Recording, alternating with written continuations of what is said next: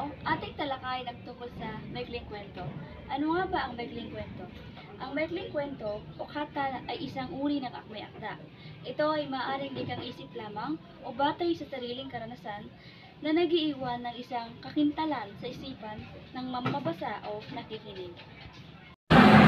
Mga elemento ng maikling kwento.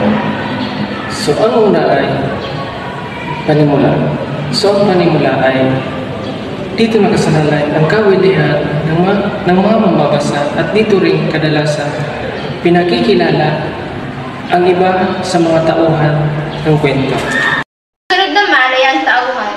Inilarawan ang mga pangyayari ng pangkabulian ng mga tauhang nagsiganap upang mabigyan ng kabuuan ang pag-unawa sa kanila sa isang mambabasa. Sunod naman ay ang tagpuan, nakasaad ang lugar na pinangyarihan ng mga aksyon o mga insidente, gayon din ang panahon kung saan naganap ang kwento. Tunggalian. May apat na uri ng tunggalian. Una, tao laban sa tao, tao laban sa sarili, tao laban sa lipunan, at tao laban sa kalikasan.